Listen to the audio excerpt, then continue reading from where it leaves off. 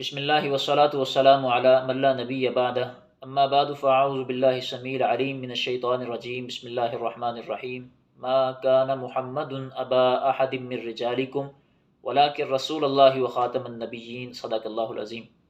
معزز ناظرین، سب سے پہلے تو میں خراج عقیدت اور خراج تحسین پیش کرتا ہوں سید اقرار الحسن کو کہ جس نے واحد اکیلے شخص نے بڑی جواں مردی کے ساتھ، دلیری کے ساتھ، بہادری کے ساتھ ایک باطل شخص کو، ایک باطل پیر کو، ایک فراڈیے شخص کو بے نقاب کیا ہے جو لوگوں کو گمراہ کر رہا ہے، اور اس شخص کو بے نقاب کیا ہے جو لوگوں کو کہتا ہے کہ میں اللہ کا ولی ہوں۔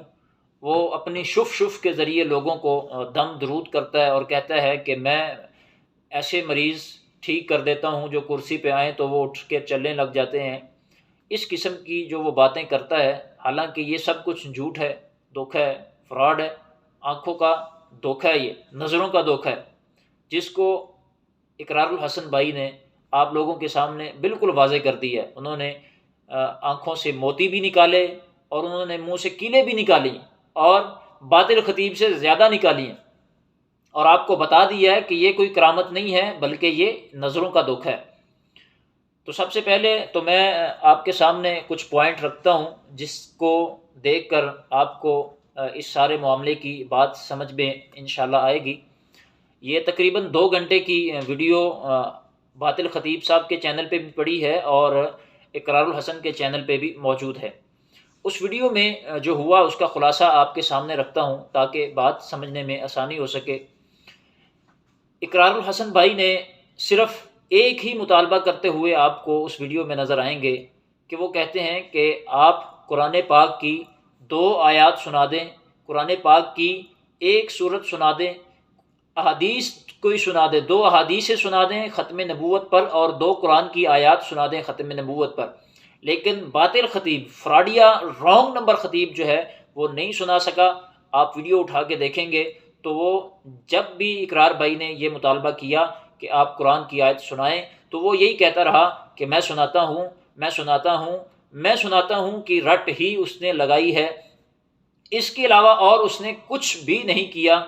اور دوسری رٹ جو اس نے لگائی کہ آپ خاموش ہو جائیں، آپ خاموش ہو جائیں، میں سناتا ہوں، آپ خاموش ہو جائیں، بس یہی 2 رٹ اس نے لگائی تھی، اور ختم نبوت کا نعرہ لگا کے وہ باطل اور جھوٹا شخص اس ختم نبوت کے نعرے کے پیچھے چھپنے کی کوشش کر رہا تھا، لیکن حقیقت میں وہ اس نعرے کے پیچھے اب چھپ نہیں سکتا، کیونکہ اب اس کا دجل، اب اس کا فراڈ، اب اس کا دھوکہ وہ ساری دنیا کے سامنے عیاں ہو چکا ہے۔ جس طرح اس شخص نے اقرار الحسن کو وہاں پہ گئے، ان کو جس طرح انہوں نے ڈیل کیا لوگوں کے ہجوم میں شور برپا کر کے تاکہ اقرار الحسن کو دبایا جا سکے، اس کو ڈرایا جا سکے، دمکایا جا سکے، بلکہ وہاں پہ جو ماحول بنایا گیا وہ سارا ماحول ہی یہ بنایا گیا تھا تاکہ اقرار الحسن یہاں سے چھوڑ کے بھاگ جائے۔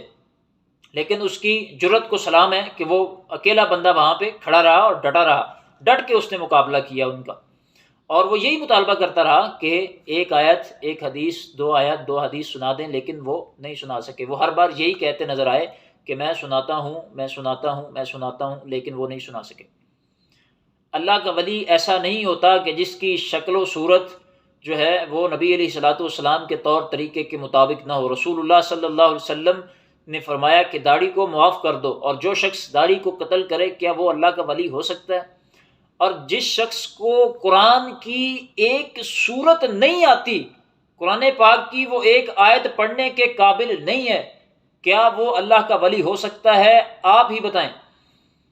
صحابہ کرام میں سے کتنے صحابہ کرام تھے جنہوں نے اس قسم کا کام کیا اور انہوں نے کہا ہو کہ ہم بہت بڑے پہنچی ہوئی سرکار ہیں؟ کسی ایک صحابی کا نام بتائیں۔ کیا یہ صحابہ سے بڑھ کے ہیں؟ جس بندے کو اقرار الحسن بھائی نے یہ کہا کہ آپ حضرت کیا دم کرتے ہیں، اپنا دم ہی بتا دیں لوگوں کے سامنے، وہ بندہ نہیں بتا سکا، اس کو سوائے بسم اللہ کے اور کچھ آتا ہی نہیں ہے، تو وہ کیا بتاتا لوگوں کو؟ وہ یہ بھی نہیں بتا سکا۔ دم جو کرتا ہے وہ کچھ بھی نہیں کرتا، بس یوں یوں کر کے یہ کیا طریقہ کار ہے؟ لوگوں کو دھوکہ دے رہے ہو آپ۔ خطیب صاحب صرف اسی بات پہ ڈٹے رہے نہیں کہ میں منہ سے زنجیر جو ہے وہ آنکھوں سے زنجیر نکالوں گا اور منہ سے کیلے نکال کے آپ کو دکھاؤں گا، آپ کا یہی مطالبہ تھا ہم سے۔ تو اقرار بھائی کہنے لگے کہ مریض آپ کا نہیں ہوگا حضرت، مریض پلانٹڈ نہیں ہوگا۔ جیسے ہی اقرار بھائی نے یہ کہا تو حق خطیب صاحب جو ہیں فوری، نہیں مریض ہمارا ہوگا۔ یہ بات وہ بار بار کہتے ہیں کہ نہیں ایسا نہیں ہوگا، مریض ہمارا ہی ہوگا، اور وہی پلانٹڈ مریض ہوگا جس کے منہ سے ہم نے پہلے کیلے نکالی ہیں، جس کی آنکھ سے ہم نے پہلے چین نکالی ہے، یہی بات، اور کوئی بات وہ نہیں کر سکے۔ حتیٰ کہ ایک مولوی صاحب وہاں پہ جن کی عقل کام نہیں کر رہی تھی، انہوں نے قرآن کی یہ آیت بھی دہرائی ختم نبوت کے حوالے سے، ما کان محمد ابا احد من رجالکم، لیکن وہ نہیں پڑھ سکے۔ الیوم اکملت لکم دینکم، یہ آیت بھی انہوں نے پڑھی ہے، لیکن جعلی فراڈیا پیر جو ہے ان سے سن کے بھی نہیں پڑھ سکا۔ تو آپ یہاں سے اندازہ لگائیں کہ اس کی وہ کیا بندہ ولی ہوگا جس کو نبی علیہ السلام کے فرامین نہیں آتے، ایک حدیث نہیں آتی جس کو، وہ کیسا ولی ہے؟ جس کو پتہ ہی نہیں حدیث کہتے کسے ہیں، جس کو قرآن کی ایک آیت نہیں، سورت نہیں آتی، نماز کا جس کو ترجمہ نہیں آتا، وہ اللہ کا ولی کیسے ہو سکتا ہے؟ اور جس کو نماز نہیں آتی، جسے قرآن کی ایک آیت نہیں آتی، آپ کا کیا خیال ہے اسے نماز آتی ہوگی؟ بالکل بھی نہیں آتی ہوگی، تو آپ لوگ اس کو ولی مانتے ہو؟ اگر وہ اتنا ہی ولی تھا تو پھر اس نے لوگوں کو کیوں چپ کرواتا رہا؟ لوگ اس کے کہنے پہ بھی چپ نہیں کرتے تھے، شور ڈال رہے تھے، وہ لوگوں کو یہی کہہ رہا تھا چپ کر جاؤ، چپ کر جاؤ، چپ کر جاؤ، ایک شف کرتا لوگ چپ کر جاتے۔ اتنا شور تھا وہاں پہ، کسی نے جو ہے وہ چپ کرنے کا نام ہی نہیں لیا۔ وہ بیچارہ بار بار خطیب یہی تڑپتا رہا کہ چپ کرے، میری بات سنیں، میری بات سنیں، میری بات سنیں۔ پیر صاحب اگر آپ اتنے ہی کرنے والے تھے تو ایک شف کرتے سب کو چپ کروا دیتے، کوئی بولتا ہی نہیں۔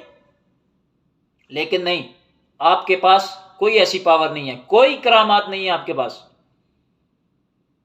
اگر آپ کے پاس کرامات ہوتی تو آپ اقرار الحسن کے اس مطالبے پہ ہسپتال میں جاتے، جا کے وہاں پہ مریضوں کو پھونک مارتے۔ جب کہا گیا کہ جی مریض پلانٹڈ نہیں ہوگا، مریض ہم ہسپتال سے لائیں گے، کہتے نہیں ہمارا ہی مریض ہوگا، ہم اپنے ہی مریض کے منہ سے جو پلانٹڈ ہے اس کے منہ سے کیلے نکالیں گے، اس کے علاوہ ہم نہیں نکال سکتے۔ پکڑے گئے نا، نہیں نکال سکتے، پلانٹڈ مریض تھے۔ اس ویڈیو میں بھی وہی پلانٹڈ مریض سے انہوں نے آنکھ سے جو ہے وہ چین برآمد کی۔ پھر پیر صاحب اگر آپ اتنے ہی کرامت والے ہیں تو لوگوں کا خرچہ کیوں کرواتے ہیں؟ کیوں وہاں پہ ٹکٹ رکھی ہوئی ہے آپ نے؟ مریضوں کو کیوں ذلیل کرتے ہیں؟ جو بیچارہ مریض ہے وہ تو پہلے ہی مرا ہوا ہے، اوپر سے وہ اتنے کرائے لگا کے آپ کے پاس آئے، پھر آپ کو وہ دان دے، آپ کی حلوے کی دیگیں، آپ کی جناب بریانیاں کی دیگیں وہ چلتی رہیں، یہ کاروبار آپ کا چلانا چاہتے ہیں بس، اور تو کچھ بھی نہیں ہے۔ اگر آپ سچے اللہ کے ولی ہیں تو جائیں لوگوں کی خدمت کیجیے، اسپتالوں میں جائیے، وہاں پہ بیمار بہت زیادہ ہیں، پھونکے ماریے اور عقل کا لیول چیک کیجیے ان کے۔ وہاں سے ایک بندے نے کہا جی کہ پیاسا کنویں کے پاس جاتا ہے، کنواں پیاسے کے پاس نہیں آتا۔ او حضرت بارش تمہارے پاس آتی ہے، تم بارش کے پاس نہیں جاتے، سمجھ آئی جی؟ بارش تمہارے پاس آتی ہے، تم بارش کے پاس نہیں جاتے ہو، تو اس لیے یہ اس قسم کی دلیلیں نہیں دو۔ پھر پیر صاحب بڑے جوش خطابت میں آ کے ختم نبوت کے نعرے لگا لگا کے اپنے آپ کو ختم نبوت کا بڑا سپاہی ثابت کر رہے تھے، اور کہنے لگے جی غازی علم دین شہید نے کون سا ڈگری کی ہوئی تھی؟ جب ان سے یہ سوالات کیے گئے کہ قرآن سناؤ، قرآن سنا دو، تو کہنے لگے کہ ڈگری کون سا ضروری ہے، قرآن پڑھنا کون سا ضروری ہے، یہ مطلب تھا ان کا۔ اب آپ اندازہ کیجئے، غازی علم دین شہید نے تو نہیں کہا تھا کہ میں اللہ کا ولی ہوں، میں لوگوں کو شفا دیتا ہوں۔ یہ دعویٰ تو آپ نے کیا کہ میں شفا دیتا ہوں، میں اللہ کا ولی ہوں، یہ دعویٰ تو آپ نے کیا ہے، تو کرامت بھی آپ کو ثابت کرنی پڑے گی۔ اب ختم نبوت کی کاز کے پیچھے نہ چھپو باطل خطیب صاحب، آپ کا فراڈ دجل جو ہے وہ ظاہر ہو چکا ہے، اب دنیا نے دیکھ لیا ہے، جو آپ نے وہاں پہ کیا ہے سب نے دیکھ لیا ہے۔ اور آخر پہ میں علماء سے یہ گزارش کروں گا کہ وہ اس مدعے پہ بات کریں، اس پہ آواز اٹھائیں، تاکہ لوگوں کو اس کے متعلق اویئرنیس جو ہے وہ دی جا سکے، لوگوں کے عقائد و نظریات کو بدلا جا سکے، لوگوں کی اصلاح ہو سکے، اس کے اوپر آپ کو لازمی بولنا چاہیے، یہ آپ کا حق ہے۔ اگر آپ نہیں بولتے، اگر آپ خاموش رہتے ہیں، تو اس کا مطلب یہ ہے کہ آپ بھی ان کے ہاں میں ہاں ملا رہے ہیں کہ جو وہ کام کر رہا ہے باطل خطیب وہ صحیح کر رہا ہے۔ ہماری نظر میں تو وہ بالکل بھی یہ فراڈ ہے۔ اس کو پرکھنے کے لیے وہ ایک مووی بنی ہے پی کے، بالکل اس پہ فٹ آتی ہے۔ اس مووی میں جو اس بندے نے جناب درباروں کا کنڈا کیا ہے نا، ایسے جعلی قسم کے پیروں اور درباروں کا، اس نے کمال کر کے رکھ دیا۔ اور یہ پیر صاحب کی اگر اتنی شف شف کام کرتی ہے تو پاکستان کے حالات کیوں نہیں ٹھیک کر دیتے؟ کوئی ادھر بھی شف کریں، پھونک ماریں اور پاکستان کے حالات ٹھیک کر دیں۔ کوئی پھونک ماریں پیر صاحب اور اپنے آپ پہ آنے والی جو مصیبتیں ہیں، جو ایک اقرار الحسن ان کے اوپر مصیبت بن کے آیا ہے، ان کے لیے پریشانی بن کے آیا ہے، پھونک مار کے اس کو غائب کیوں نہیں کر دیا؟ انہوں نے غائب کر دیتے پھونک مار کے۔ یہ کچھ نہیں کر سکتے، یہ سب کچھ فراڈ ہے۔ شفا اللہ کے ہاتھ میں ہے، اللہ کے علاوہ کوئی شفا نہیں دے سکتا، اور کرامت ایسے شخص کے ہاتھ پہ ظاہر ہو ہی نہیں سکتی جس کو قرآن و حدیث کا علم نہ ہو۔ ایسے بندے کے ہاتھ میں کرامت ظاہر ہو نہیں سکتی۔ پیر صاحب کہتے ہیں کہ میں 25 برس سے غالباً 25 برس کا ہی انہوں نے کہا تھا کہ میں شب کو سویا نہیں ہوں۔ اور رسول اللہ صلی اللہ علیہ وسلم کا طریقہ کار کیا تھا؟ آپ تو رات کو سوتے بھی تھے اور قیام بھی کرتے تھے۔ اور پیر صاحب کہتے ہیں میں 25 سال سے سویا ہی نہیں ہوں رات کو، اور دن کو صرف تھوڑا سا حصہ سوتا ہوں بس، اور پھر اٹھ جاتا ہوں۔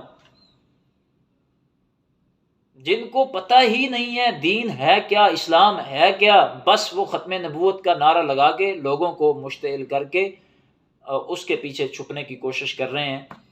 تو میں پھر ایک بار اقرار بھائی کی جرأت کو سلام پیش کرتا ہوں کہ انہوں نے جو کام کیا ہے اس کی بہت ضرورت تھی، لوگوں کو اویئرنیس اس کی دینی چاہیے تھی۔ لوگ بہت جو ہے ان کے فراڈ میں آ رہے تھے، دھوکے میں مبتلا ہو رہے تھے۔ تو اللہ تعالیٰ آپ کو جزائے خیر عطا فرمائے، اور ہم لوگوں کو اپنی اصلاح کی کوشش کرنے کی اللہ توفیق عطا فرمائے، اور ان جیسے باطل، دھوکے باز، ٹھگ قسم کے، فراڈی قسم کے پیروں سے اللہ ہمیں محفوظ فرمائے۔